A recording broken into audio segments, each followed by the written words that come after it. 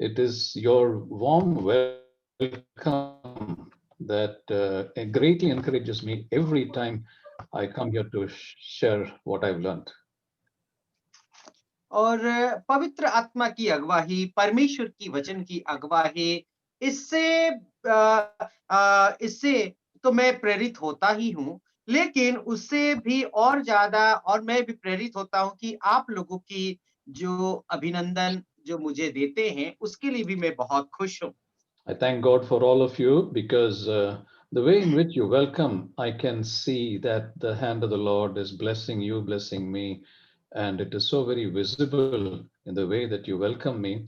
Very, very, I can say you stand out as an exceptional group which is so warm in its welcome to God's children. God bless you all.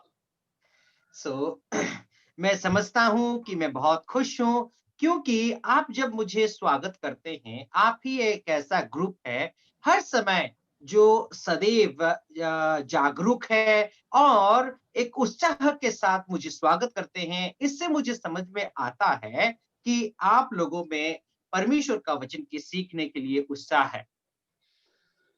So we will start with the second chapter. Yesterday I concluded on chapter 1 of Malachi. Today we'll start on chapter 2 of Malachi.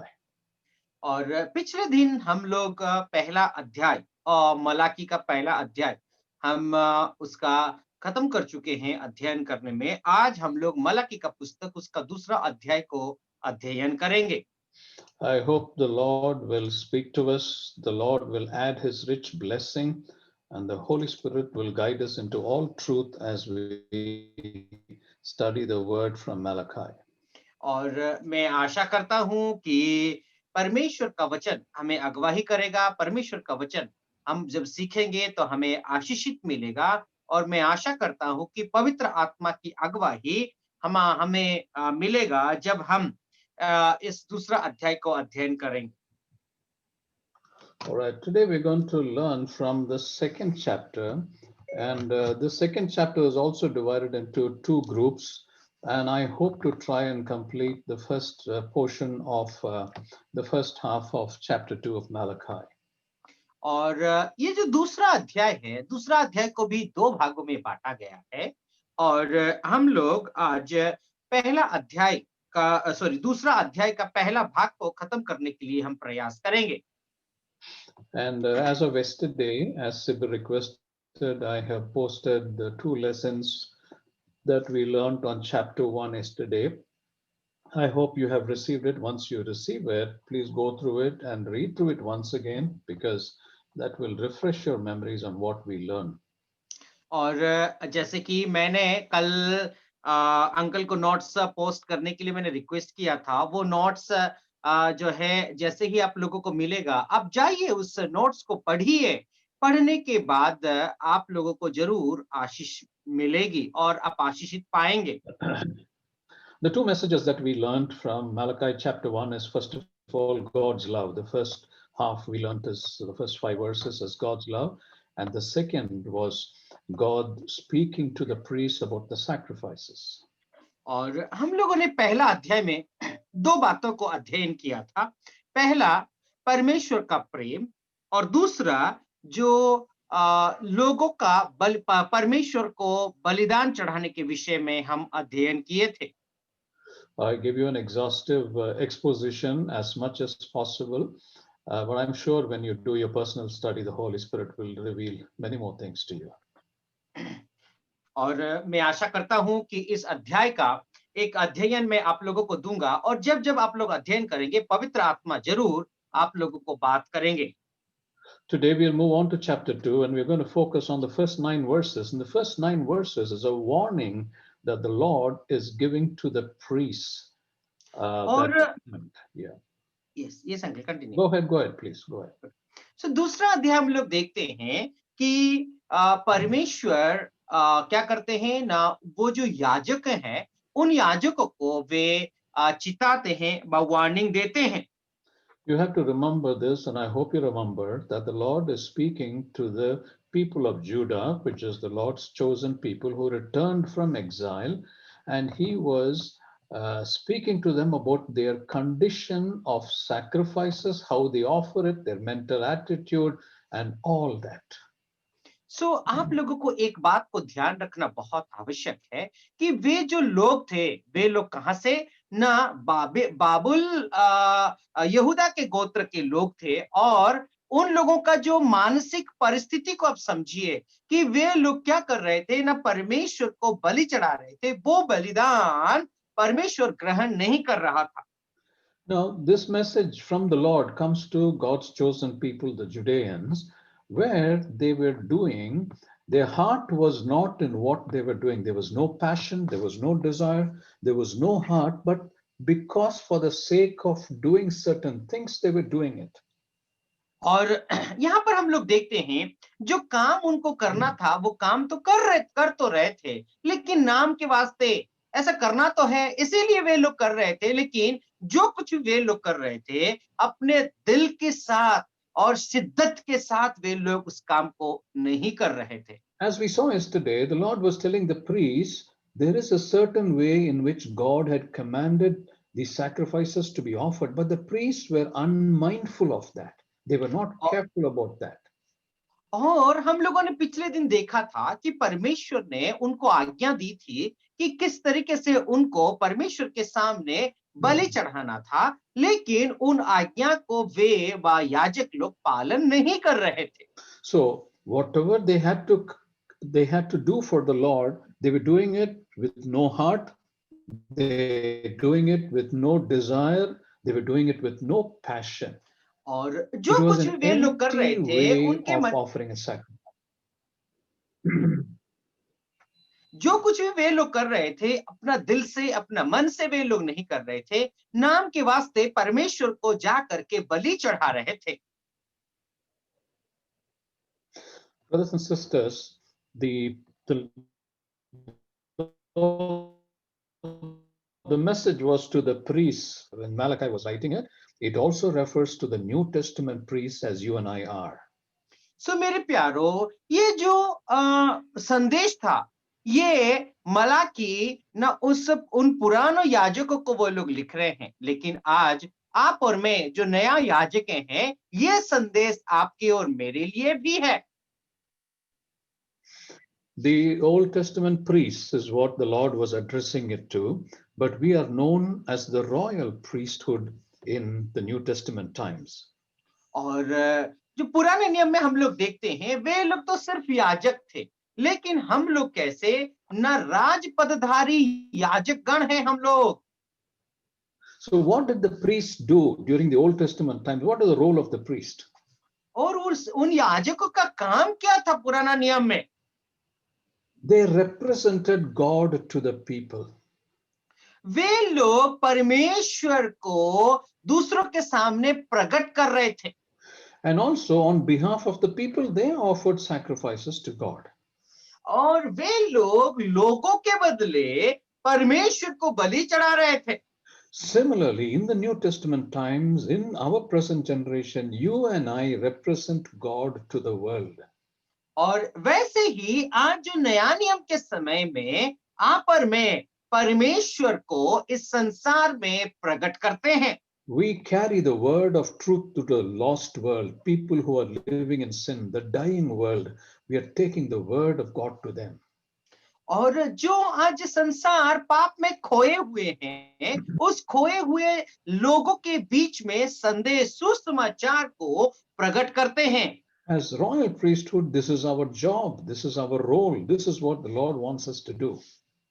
हम जो राज पदधारी याजक गण हैं, ये राज पदधारी याजक गणों का एक कर्तव्य बनता है, हमें ये काम को करना चाहिए। All right, let's read 1 Peter chapter 2 and verse 9. 1 आइए Peter. हम लोग पहला पत्रस उसका दूसरा अध्याय और 9वां वचन को पढ़ते हैं। पहला पत्रस उसका दूसरा अध्याय और 9वां वचन।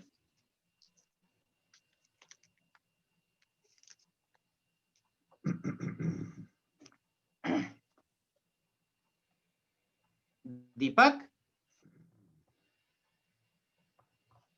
जी सर। रीड।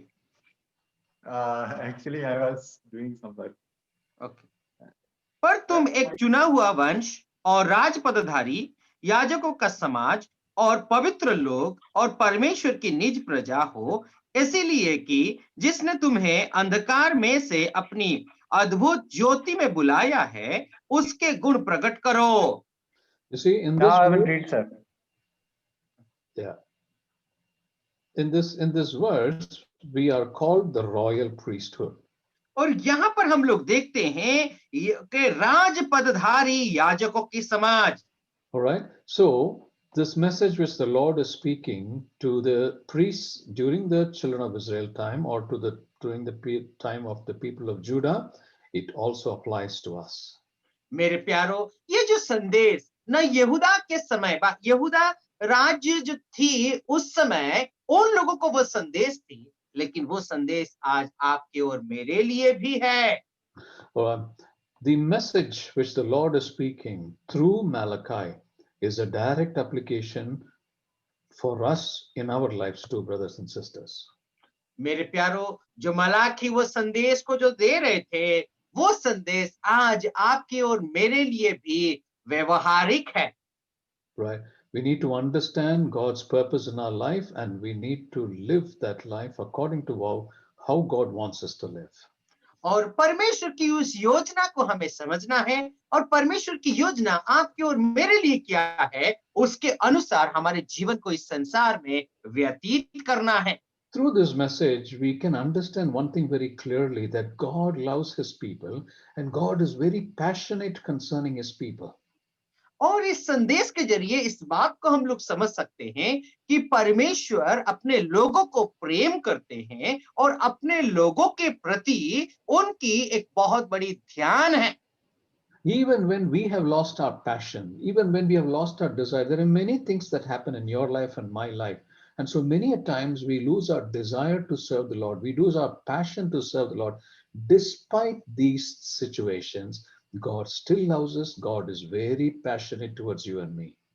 ऐसा बहुत सारे ऐसा परिस्थितियां आती है, बहुत सारे समस्याएं आते हैं। उस समस्याओं के कारण, परिस्थितियों के कारण जो परमेश्वर की सेवा करने की सोच और इच्छा और आकांक्षा होती है, उन आकांक्षा को हम लोग खो बैठते हैं, लेकिन फिर भी परमेश्वर आपसे और मुझसे प्रेम करते हैं।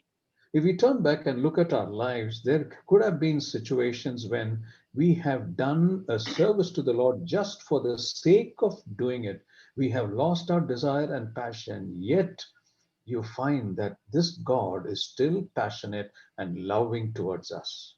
सो मेरे प्यारो, आपके जीवन के परिस्थितियों का आप समझिए, कभी कभार जब आप पीछे मोड़ करके देखते हैं, ऐसे परिस्थिति में आप जो है परमेश्वर की सेवा करने की सोच और विचार जो था, जो खुशी और आनंद और उल्लास थी, वो आप खो चुके हैं। फिर भी आपसे परमेश्वर प्रेम करते हैं।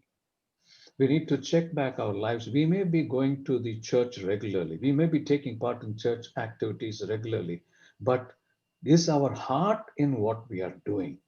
Does our desire and longing to please the Lord with what we are doing? That is something that we have to introspect. We have to check. तो मेरे प्यारो, बहुत बाहर आप जो है कलीसिया जाते होंगे, बहुत सारे बार जो है चर्च जा करके आराधना करते होंगे, लेकिन हमें इस बात को समझना बहुत आवश्यक है। हमारे जीवन को थोड़ा सा जांच करके देखना है, जो कुछ भी मैं आज तक कर रहा हूं, क्या उस बातों से प्रभु प्रसन्न है, क्या खुश है क्या? Dearly beloved, the presence and the power of God must be with us every time. We have to realize that the presence of God is with us always.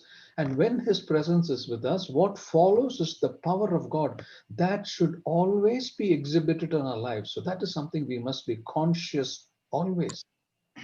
मेरे प्यारो, परमेश्वर की उपस्थिति और परमेश्वर की शक्ति, परमेश्वर की उपस्थिति और परमेश्वर की शक्ति को हमें अनुभव करना चाहिए। ये बात आपको और मुझे हर समय समझना बहुत आवश्यक है। जब परमेश्वर की उपस्थिति जहां पर है, वहां पर परमेश्वर की शक्ति व सामर्थ्य भी वहीं पर होती है मेरे प्यार। Absolutely. Sibyl said it right. So let me repeat it once again. If God's presence is with us, and when we are conscious of God's presence, automatically follows the power of God that gets exhibited through you and me.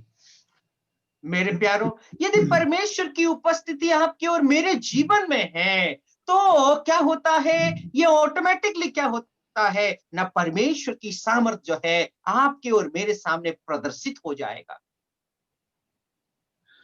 It is very important for all of us to keep this in mind because that is what Apostle Paul was instructing his son in the Lord Timothy. और एक बात आपको और मुझे याद रखना बहुत आवश्यक है कि प्रेरित पौलुस अपने जो आत्मिक पुत्र है तिमोथी को वही बात वो जो है उनको शिक्षा देते हैं। Let's read what Apostle Paul tells Timothy, 2 Timothy chapter 3 and verse 5. और आइए तिमोथी को प्रेरित पौलुस क्या कहते हैं, दूसरा तिमोथियुस उसका 3रा अध्याय और 5वां वचन। 2 दूसरा Timothy, तिमोथियुस 3रा अध्याय 5वां वचन। Yeah, 3 verse 5. वे भक्त का वेश तो धरेंगे, पर उसकी शक्ति को ना मानेंगे, ऐसों से परे रहना। you see, the middle portion of that verse in the English Bible says, but they will reject the power that could make them godly. यहां पर हम लोग देखते हैं कि जो बीच वाले पदों में कि वे परमेश्वर की शक्ति को ना मानेंगे। In other words, the way we need to understand is there will be an outward show of religiosity, which means they show to the world that they're very religious, but inside them, there is no power of God in them. सो मेरे प्यारो, ऐसा एक समय आने वाला है, वो समय में क्या होगा ना, बाहिक रीति से वे तो धार्मिक व मसीह कहलाएंगे, लेकिन अंदर परमेश्वर की शक्ति और सामर्थ नहीं है। Listen to me carefully. When God's presence is not with us, or if we don't realize the presence of God, then we will not have the power of God. And if we don't have these two things, you know what the result is? मेरे प्यारो, एक बात को आपको और मुझे ध्यान रखना बहुत आवश्यक है कि जब परमेश्वर की उपस्थिति आपके और मेरे जीवन में नहीं है, तो क्या होता है, उसका परिणाम क्या है, जानते हैं क्या? First of all, there is no power to change either your life or to change other people's life. मेरे प्यारो, आपके अंदर आपके जीवन को परिवर्तन करने के लिए कोई सामर्थ नहीं है, ना दूसरों का जीवन को परिवर्तन के लिए कोई सामर्थ है। Also, we will not have any power to change our marriage life, the style of our marriage life as we grow. Neither will we be able to advise other people about their married life.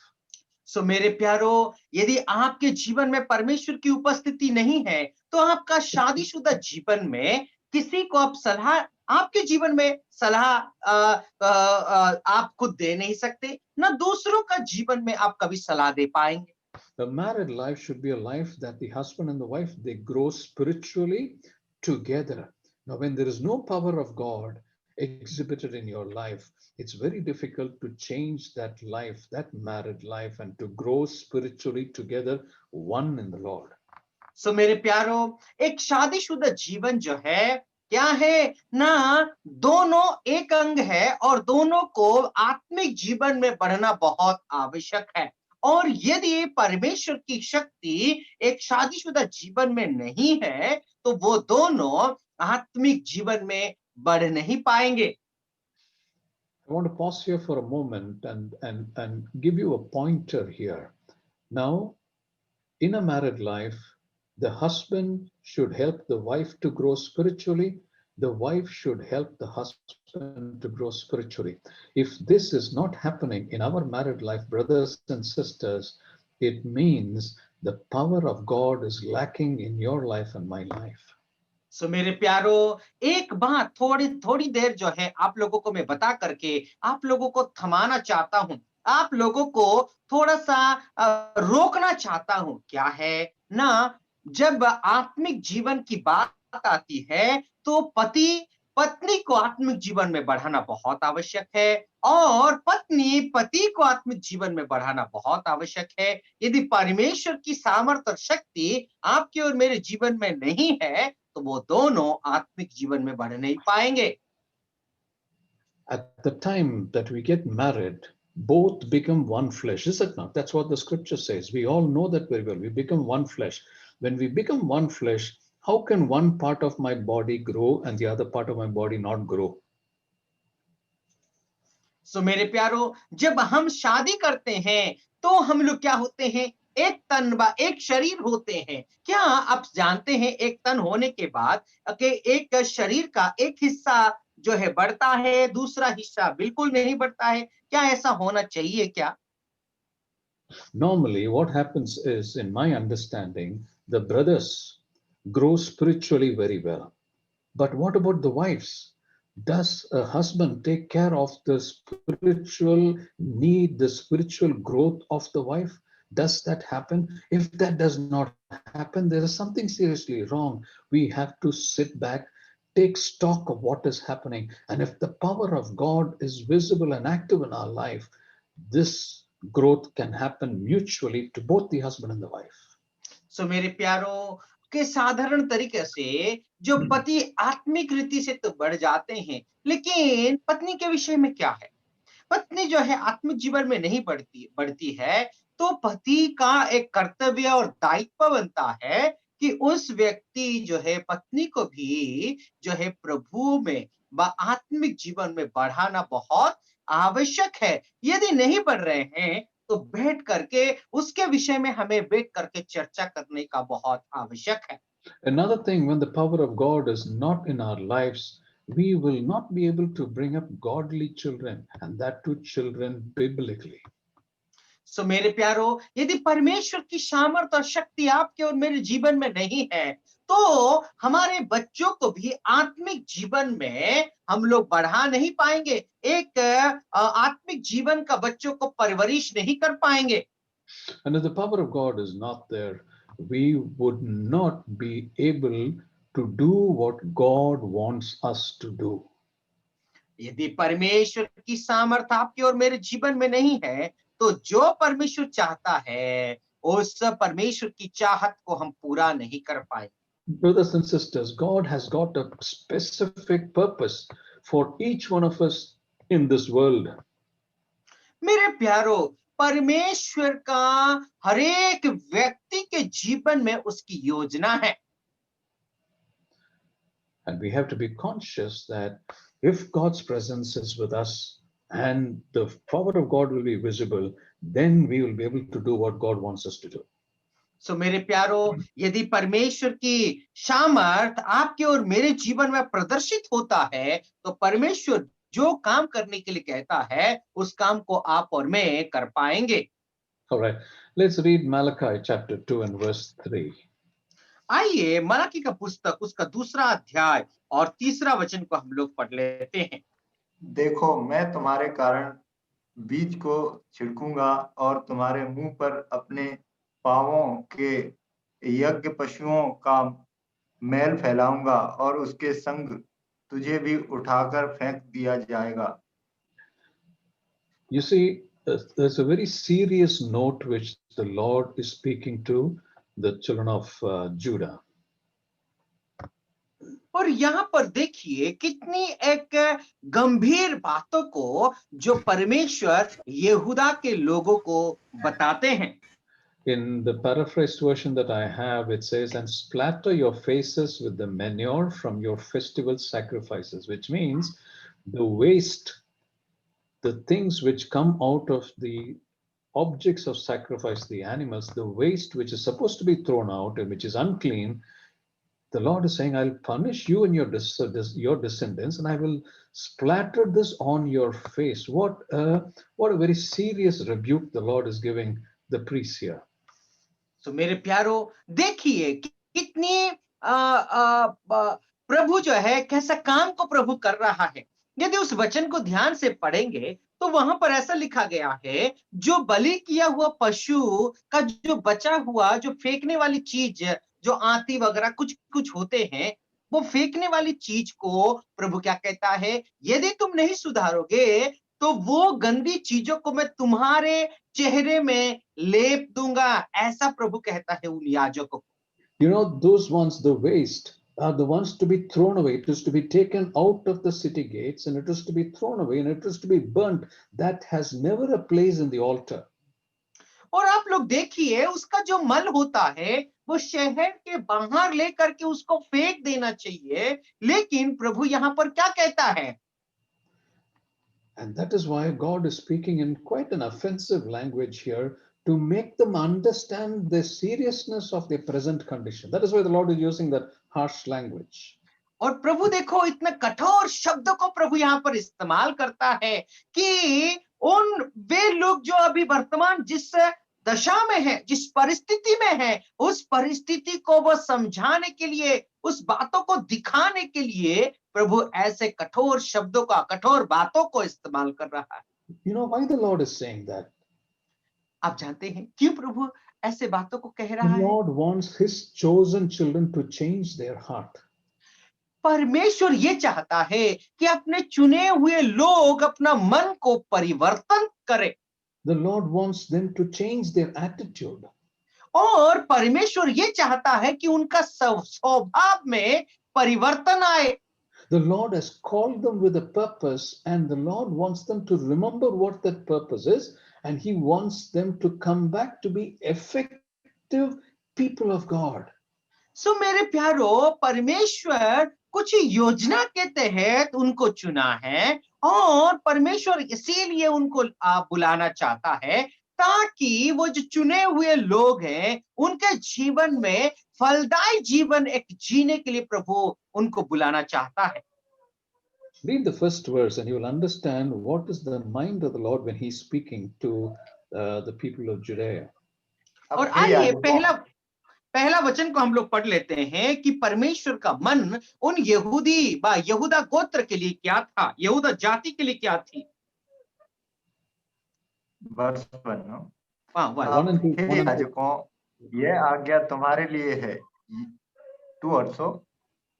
2 also. यदि तुम इसे ना सुनो और मन लगाकर मेरे नाम का आदर ना करो तो सेनाओं का यहोवा यो कहता है कि मैं तुमको श्राप दूंगा और जो वस्तु मेरी आशीष से तुझे मिलती है उन पर मेरा श्राप पड़ेगा, वरन तुम जो मन नहीं लगाते हो इस कारण मेरा श्राप उन पर पड़ चुका है। All right. You see the first portion of verse 2, it says, listen to me and make up your minds to honor my name. और यहां पर आप लोग देखिए दूसरा वचन में कि मेरी बातों को सुनो और मन लगा करके मेरी नाम की आदर ना करो तो। You see, the Lord's heart was broken by the sacrifices the priests were offering, and with the priests themselves. They are the ones who are supposed to be the guardian of the way the sacrifice has to be offered. They have broken it, and they were doing things as they like. And this has broken the heart of the Lord. That is why He's speaking to them in such a way. सो मेरे प्यारो, यहाँ पर हम लोग क्या देख सकते हैं ना, परमेश्वर का दिल जो है टूटा हुआ है। जो याजक लोग थे वो याजक लोग परमेश्वर की आज्ञा को, परमेश्वर की व्यवस्था को, परमेश्वर की जो बलिदान चढ़ाने वाली बातों को वे रखवाली करने वाले लोग थे, लेकिन उस चीज को वे लोग कर्तव्यवान नहीं रहे, वो लोग उस काम को नहीं कर पाए, इसीलिए परमेश्वर का दिल टूटा हुआ है। And then in verse 4, the Lord is saying, why am I saying this way? Why am I talking to you this way? Read verse 4, we'll understand that. और चौथा वचन को पढ़ लीजिए, प्रभु ऐसा क्यों कहना चाहता है। चौथा वचन, तब तुम जानोगे कि मैंने तुमको यह आज्ञा इसलिए दी है कि लेवी के साथ सब मेरी बंधी हुई बाचा बनी रहे, सेनाओं के यहोवा का यही वचन है। See, Levi was one of the sons of Jacob. और देखिए लेवी जो है याकूब का एक बेटा था। And Levi was set apart as to be dedicated priest for God. और जो लेवी का गोत्र जो थी परमेश्वर के लिए एक समर्पित याजक के रूप में उनको चुना गया था। And from Levi, they were made the priesthood. They were the official priesthood for God. और जो ये लेवी का गोत्र के जो लोग थे वो लोग जो याजक का समाज वे लोग बन गए थे। And that is why he's saying in verse 4, I am speaking to you so harshly. I'm speaking to you this way because You have to come back to what your purpose was when I chose you to be the Levitical priesthood. सो यहाँ पर इसीलिए प्रभु कहता है कि तुमको मैं किस कारण के लिए चुना था और तुम जो है पीछे चले गए हो, इसीलिए तुम्हें वापस आना पड़ेगा। मैंने जिस कारण के लिए चुना था वही काम को तुम्हें करना पड़ेगा। Because in verse 4, he's saying that it was I who sent you this warning so that my covenant with the Levites can continue. You see, the Lord is saying that must continue. You can never discontinue. You can never break away from that covenant I have with the Levitical priests. और देखिए यहाँ पर प्रभु क्या कहना चाहता है, मैंने आज्ञा इसीलिए दिया था कि जो वाचा में लेवी लोगों के साथ, लेवी गोत्र के साथ मैंने जो वाचा बांधा था, उस वाचा को तुम तोड़ नहीं सकते, इसीलिए तुम्हें वापस आना पड़ेगा। In other words, the Lord was saying, this is not to humiliate you. This is not to frustrate you. This is not to make you sad, but this is to correct you and bring you back to the path that I have for you.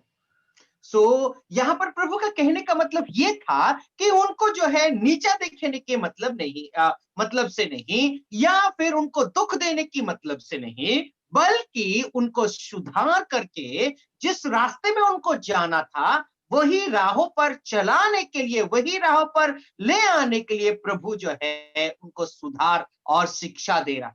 In other words, the Lord was spanking them. Normally, what happens with our children if they do something wrong, if they say something wrong, what do? We spank them, we beat them. And that is exactly what the Lord was doing to the Judeans.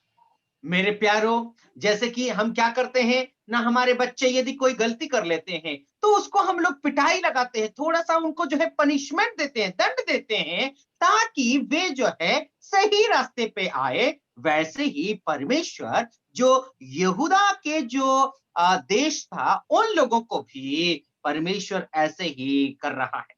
And when you punish some children, there are some children who turn back and look at you, Papa, Mama, why are you beating me? Why am I being punished? What wrong did I do? Why are you doing this to me? They ask us back, isn't it?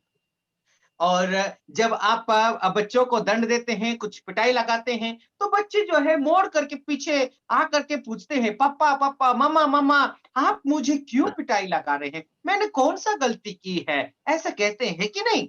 And then what do we do at the time? Then we take the child, we draw them close, we hug them, and we tell them, listen, son, listen, daughter, this is why we are doing. You did this wrong. You said this wrong. You should not do this. You should not say this. It is because of this we are punishing you. That is what we do as parents, is it not?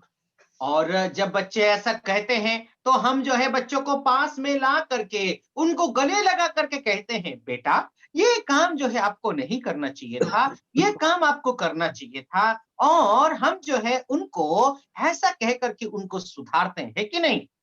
Sometimes when the children are sad, when you beat them, or children are angry when they beat them, they will not look at you. Then what the father or the mother does? They turn their face lovingly towards them. They look them in the eye and they speak to them lovingly and said, listen, son and daughter, it is for this reason that I punished you.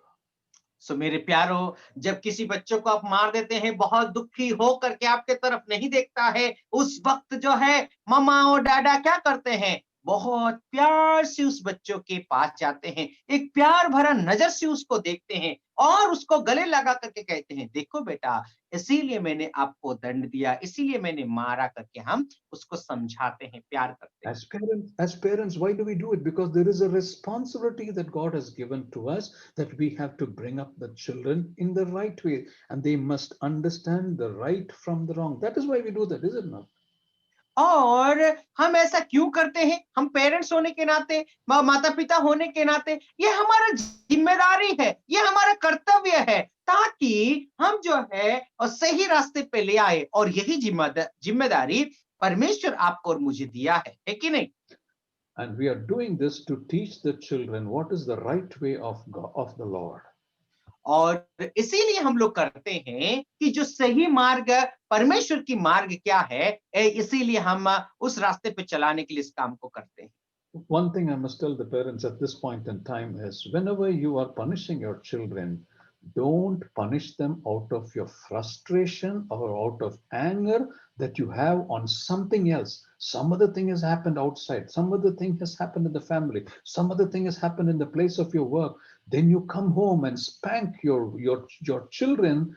Brothers and sisters, that is not right. Never take up your frustration or anger on your children by punishing them.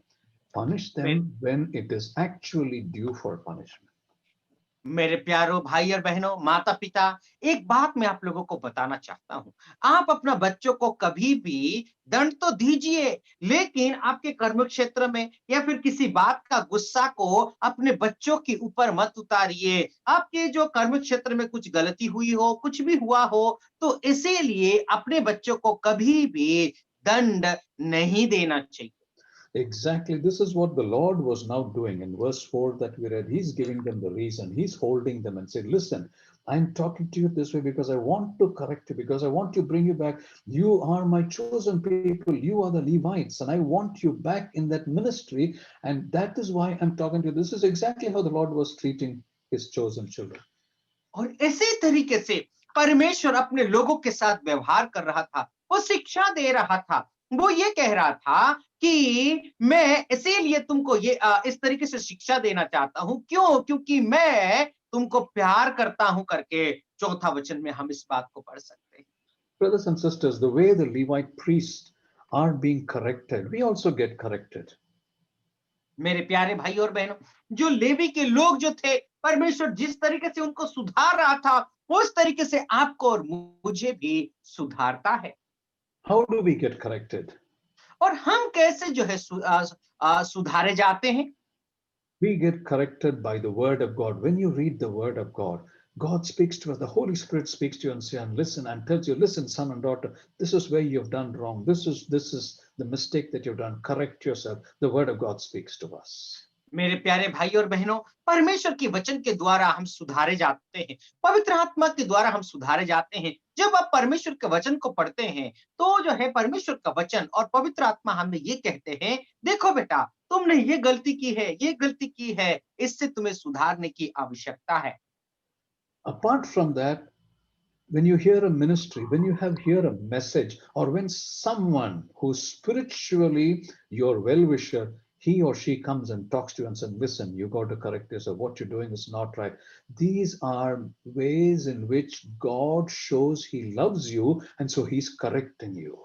सो मेरे प्यारो, जब परमेश्वर का संदेश को कोई व्यक्ति यदि देता है, वो व्यक्ति के जरिए भी परमेश्वर आपसे बातें कर सकता है और वो आपको सुधार सकता है। और इस तरीके से तुमने गलती की है और अभी आपका सुधारने का वक्त आ गया है। इस तरीके से परमेश्वर आपको और मुझे सुधारता है। Sometimes it might happen that we, when someone comes and talks to us to correct ourselves, we immediately retort back, or in our mind we think, who is he or she to come and talk to me like that? Why is they talking to me? Are they jealous of me? They don't like me. They have something else in their mind. Who are they to come and talk to me that way? This is और something that often we think. और कभी कभार ऐसा होता है, कोई व्यक्ति आकर के यदि आपको और मुझे सुधारने के लिए कोशिश करता है, कहता है तुमने ये गलती की है या वो है, ये है, तो हमें ऐसा लगता है तुम कौन होते हो मुझे सुधारने वाले? तुम कौन होते हो मुझे जो है सही रास्ता दिखाने वाले? तुम जो है, हम लोग ऐसे आरोप लगाते हैं, वो व्यक्ति मेरे चाल चलन से जो है नाखुश है और मुझसे ईर्ष्या रखता है, जलन रखता है, इसीलिए आकर के मुझे ऐसा करता है। कभी कभार हमारे मन में ऐसा सोच आती है मेरे प्यारे। Brothers and sisters, when such thing happens, when God is correcting you, wait patiently, read the word, hear what is being told to you. When you do that, the Lord will reveal to you what you have to do, why you have to do that, and it is just to show the love of God that He wants to bring you back to the track.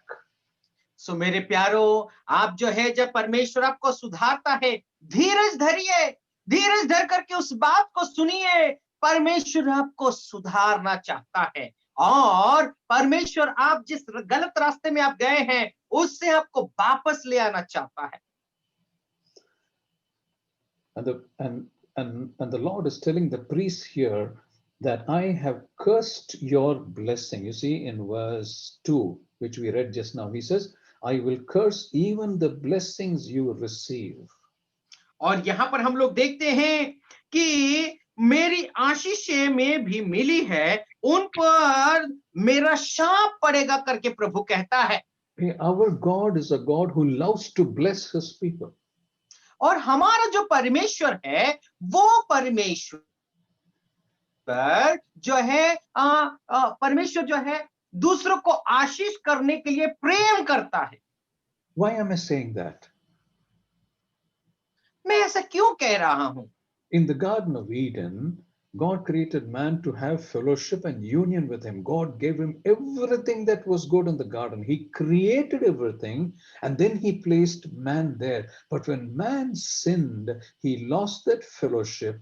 The curse was upon Adam, and so it was upon all of us. And God, in his infinite love, sent Jesus Christ to this world to be a curse for us, to remove that curse and then to get us back into blessing. Is it not? This is something that we all know very well. सो मेरे प्यारो, आपको तो याद होगी वो कहानी, परमेश्वर आदम और हव्वा को बनाया, उससे पहले उस वाटिका को परमेश्वर ने बनाया था, उस फल का वृक्ष को परमेश्वर ने बनाया था, ताकि आदम और हव्वा को वहां पर रख पाए, उस आशीष को वे लोग जो है अपने जीवन में अनुभव कर पाए। मेरे प्यारो, परमेश्वर ने जो है क्या किया है ना, उनको प्रेम किया है। कैसे कि जब वे लोग पाप किए, उस पाप के कारण जो है वो लोग अलग हो गए थे, ऐसे वक्त में परमेश्वर ने अपना पुत्र प्रभु यीशु मसीह को दुनिया में भेजा। That's proof, brothers and sisters, that God always wants to bless us.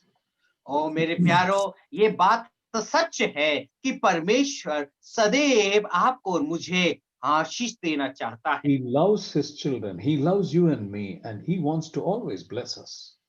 और वो आपसे और मुझसे प्रेम करता है, हर समय वो हर सदैव प्रेम करता है, और वो आपको और मुझे आशीष देना चाहता है। But when we tend to do things our own way, when we don't correct ourselves, he has to intervene and bring us back to the right track. And that is why he sometimes uses this method, the way he was talking to the Judeans through Malachi. सो मेरे प्यारो, परमेश्वर जो है क्या है ना, इस तरीके से वो बातें करना चाहता है, वो सुधार करके सही राहों पर ले आना चाहता है। और देखिए, उस यहूदा के लोगों को भी इस तरीके से परमेश्वर बात कर करके सही रास्ते में ले आने का प्रयास कर रहा है। So the purpose of correction is one, to restore the relationship back with the Lord. और परमेश्वर जो है सुधारने का कारण यही था कि उन लोगों को वापस बुलाना चाहता है, and also to give a blessing. और वो क्या है ना, बुला करके वो आशीष भी देना चाहता है। And that is why he is now speaking to the priests and say, come back, repent, correct, make yourself available for correction. That's what he's saying, the priests in the Judean times. और जो यहूदी लोगों के समय, यहूदा का जो देश थी उस समय जो है, परमेश्वर ये कहता है, हाँ वो बुला रहा है वो, और तुम सुधारो, और वो सुधारना चाह रहा है। All right, now let's read verses 5 and 6. Malachi chapter 2, verses 5 and 6. आइए दूसरा अध्याय का उसका 5वां और 6वां वचन को पढ़ लेते हैं। मेरा जो वाचा उसके साथ बांधी थी, वह जीवन और शांति की थी, और मैंने यह इसलिए उसको दिया कि वह भय मानता रहे, और उसने मेरा भय मान भी लिया, और मेरा नाम से अत्यंत भय खाता था। उसको मेरी सच्ची व्यवस्था कंठस्थ थी, और उसके मुंह से कुटिल बातें ना निकलती थीं। वह शांति और सिधाई से मेरे संग चलता था, और बहुतों को अधर्म से लौटा ले आता था। Okay, you see, verse 5 says, the purpose of my covenant with the Levites was to bring life and peace. So the purpose of the covenant is called out here by the Lord.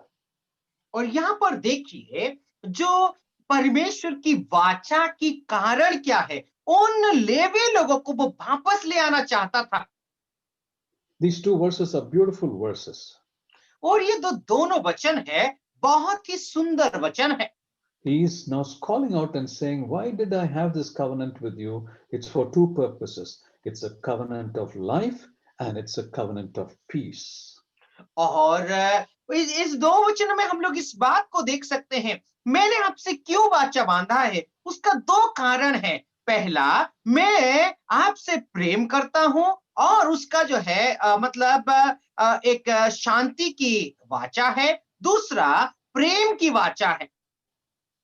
That is what the Lord was drawing a reference and saying the purpose of the covenant is for these two things. And he's reminding them the need for them to keep that covenant. सो मेरे प्यारो, इसीलिए ये दो जो वाचा को, इस वाचा को वो फिर से दोहराते हैं, याद दिलाते हैं, ताकि इस वाचा को वे लोग ना भूले और उस वाचा के तहत वो लोग चले। It's important for the Lord to remind them of who the Levites were. और ये बहुत महत्वपूर्ण था कि उन लोगों को इस बात को याद दिलानी थी कि वो लेवी लोग कौन थे। Because the Levites were dedicated in their heart, in their attitude, in their action towards the Lord. और ये जो लेवी के लोग थे, जो वे लोग समर्पित किए हुए लोग थे। क्यों? क्योंकि वे लोग अपना कामों में, अपना कर्मों में और अपने जीवन में वो समर्पित लोग थे। And then the Lord wants them, the Judeans, the chosen people, to follow that activity, that attitude of the Levites, of their dedication. So he reminds them and says, this is how you have to be. सो मेरे प्यारो, जो levy के लोग अपने जीवन में उस समर्पण जीवन को प्रभु के लिए जीना पड़ेगा, उसको देख करके जो यहूदा के लोग हैं, वे लोग उनके अनुकरण करें। इसीलिए प्रभु इस बात को उन लोगों को याद दिलाता है। All right. Now, in these two verses, there are four very important truths that come out significantly. और इन दोनों वचनों में चार मुख्य जो बातें हैं, सच्चाई है, वो बाहर निकाल करके आता है। The 4 points are, which I've shown on the screen, is first of all, what comes out is having a respect for God.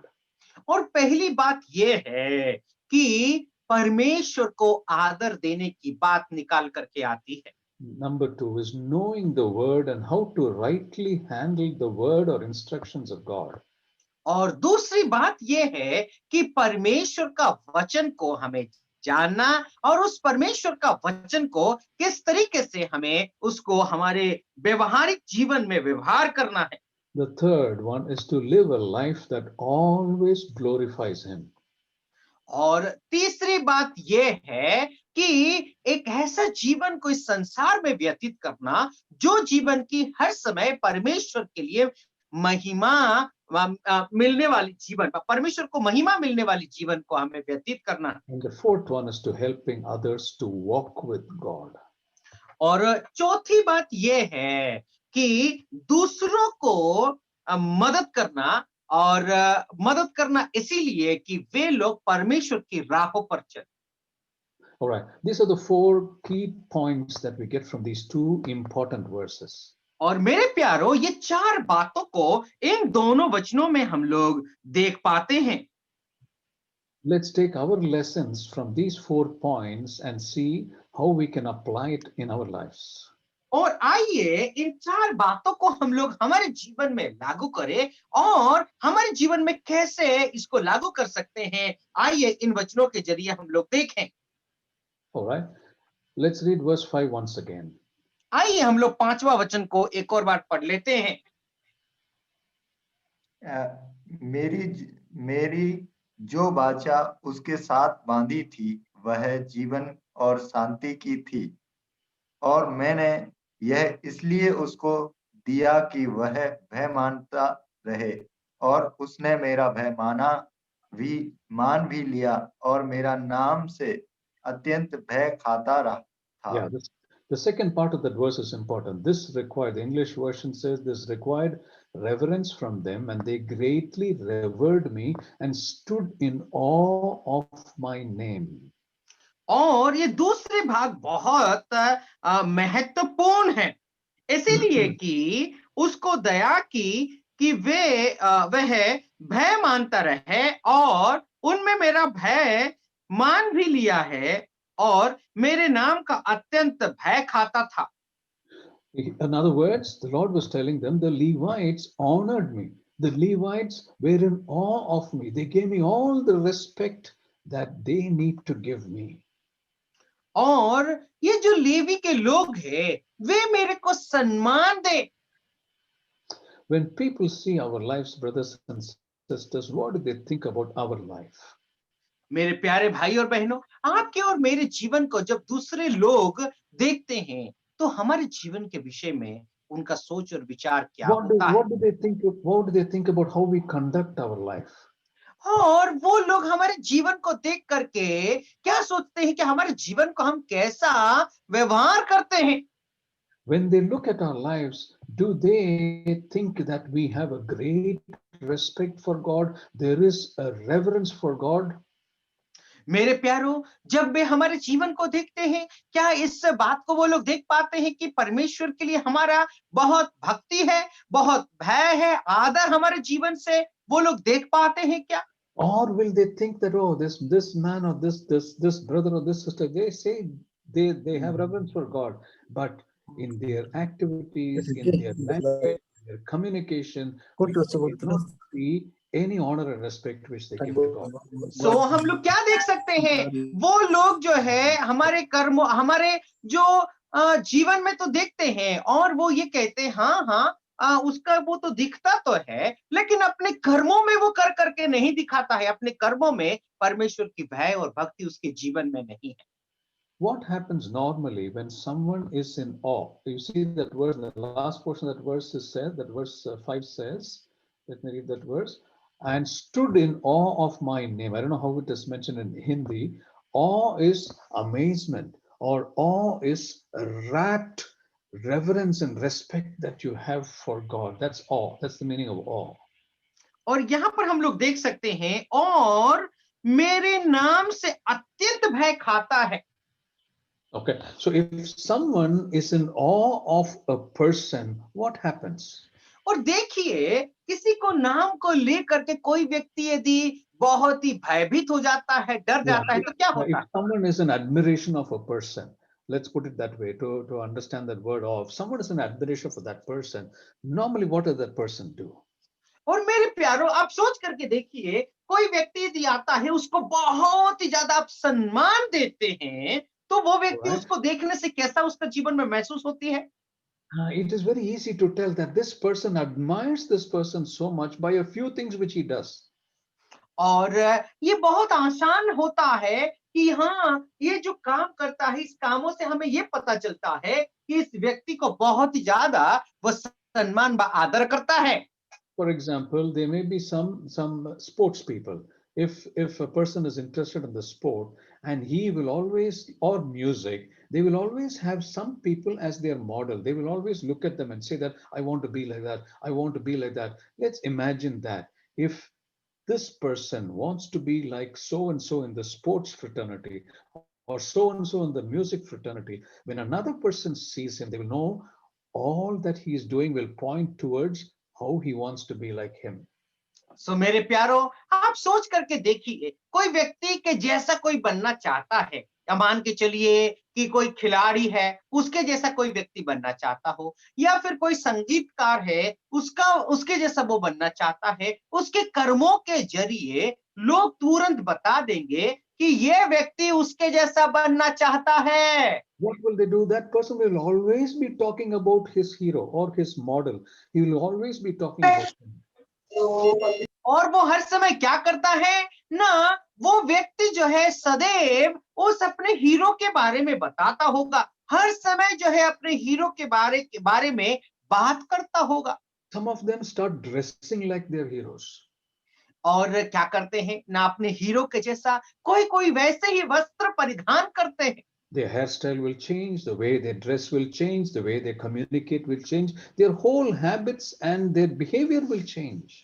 मेरे प्यारो, उनकी बाल की जो सजावटी है वो चेंज हो जाएगा, अपना वस्त्र जो है चेंज हो जाएगा, अपने जीवन में जो काम करते हैं वो भी परिवर्तित हो जाएगा। or the colors of their dress will change. There are quite a few things which will impact this person because he is their role model or he is their hero and he is following them. मेरे प्यारो, वे लोगों का जो कपड़े की रंग है वो भी बदल जाएगा और अपने कर्म क्षेत्र में भी उसका काम भी बदल जाएगा। और क्यों? क्योंकि अपना हीरो का वे क्या करेंगे ना, रोल मॉडल मान करके वे लोग चलने के लिए प्रयास करेंगे। That was just an example that I gave you, brothers and sisters. And if we are in awe of God, everything concerning us will change. The way we talk, the way we dress, the way we communicate to everyone. When the others look at them, they say, "Oh, yeah, truly, he's a child of God. He follows them." This is what they will say.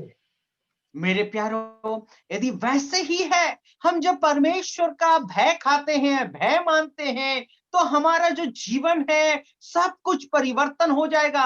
हम खाए पिए काम करें कुछ भी करें तो क्या होता है ना, हमारे सब कुछ जीवन में, हमारे जीवन के हर एक कर्मों में परिवर्तन आएगा और हमारे कर्मों को देख करके लोग बोलेंगे कि हाँ, ये व्यक्ति परमेश्वर का भय मानने वाला है, उसके जैसा बनने के लिए वो कोशिश कर रहा है।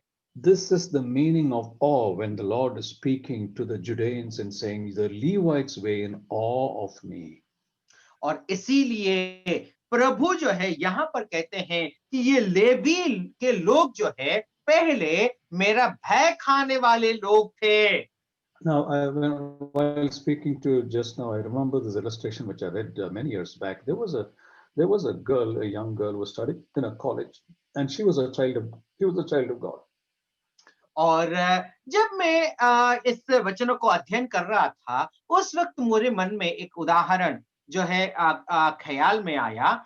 एक ऐसी लड़की थी, वो कॉलेज में पढ़ रही थी, वो एक विश्वासी थी।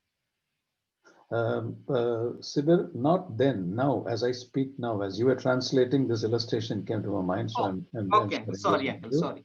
All right. जैसे ही इस वचनों को हम लोग पढ़ रहे थे अभी वर्तमान में, उस वक्त मेरे मन में एक ख्याल आया, एक उदाहरण मेरे मन में आई। वो एक लड़की थी कि एक लड़की थी, वो कॉलेज में पढ़ रही थी और वो एक विश्वासी थी।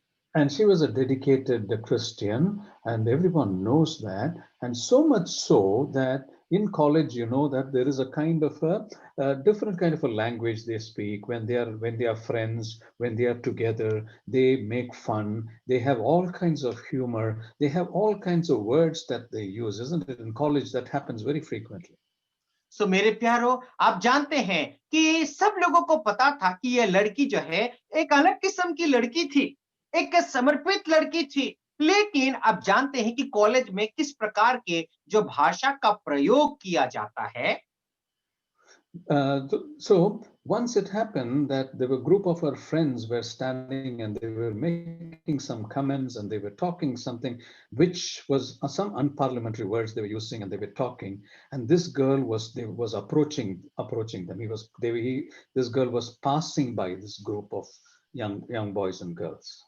और एक बार ऐसा हुआ कि जो है एक झुंड लड़की और लड़के लोग जो है वहां पर खड़े हो करके एक ऐसे जो है बेफालतू की बातें वहां पर होती है, ऐसी जो है थोड़ा सा गलत कमेंट्स वगैरह वे लोग कर रहे थे और वो लड़की उसी रास्ते से गुजरते हुए जा रही थी। And one person, when he saw this girl coming by, they said, "Listen, listen, that girl is coming. Let's change the topic. Let's not talk that." And they immediately changed. They hushed themselves. They stopped talking about all those direct words. They waited for this girl to pass by, and then they resumed their conversation. सो मेरे प्यारो, जैसे ही वो लड़की उस रास्ते से गुजर रही थी, एक व्यक्ति वहां पर बोला, अरे अरे रुको रुको रुको, हाँ वो हमारा टॉपिक को चेंज कर ले क्योंकि वो लड़की जा रही है करके। तुरंत वे लोग अपना जिस विषय के ऊपर वे लोग चर्चा कर रहे थे उस टॉपिक को उन्होंने चेंज कर लिया। The reason I said this example is look at the influence this young girl in college had over her friends, over those who were associated with her, because she was in admiration of Christ. She was in admiration of Jesus. She was able to show it even in her character, and generally with friends, whether it is Christian friends or believing friends, generally it is very difficult to maintain the relationship, but this girl maintained her relationship with God, that it came out very strongly when others saw her. सो मेरे प्यारो, ये जो लड़की थी, ये अपने जीवन में मसीह को प्रदर्शित कर पा रही थी। क्यों? क्योंकि वहां पर रहने के बावजूद भी देखिए लोग क्या कर रहे हैं ना, अपने उस लड़की जो है अपने जीवन में बहुत बड़ी एक परिवर्तन को उनके जीवन में लाई थी। वो ये कह रही थी कि वो ये कहने के लिए प्रयास कर रही थी कि दिखाने के लिए प्रयास कर रही थी कि अपने जीवन से मसीह को उसने दिखाया और लोग जो है उसके जीवन से प्रभावित हुए थे। This is exactly what the Lord was telling the Judeans there. You look at the Levites, they greatly revered me, they stood in awe of my name. So it was visible in their lives that they had so much of respect and honor for this Lord. और मेरे प्यारो, हम लोग क्या देख सकते हैं ना, ये जो लेवी के लोग भी जो थे, परमेश्वर को प्रेम करने वाले, परमेश्वर को सम्मान देने वाले लोग थे। All right, I think I'll close here because it's almost 6:55. I think I have to stop here. So let Yes, me close here. God willing, we will continue next week on the other 3 points that I mentioned here. और मेरे प्यारो, यहाँ पर अभी हमको समाप्त करना होगा। अगले जो सप्ताह है, उस सप्ताह में हम लोग बाकी का जो 3 पॉइंट्स हैं, उसको हम लोग समाप्त करने के लिए प्रयास करेंगे। Thank you so much dear uncle for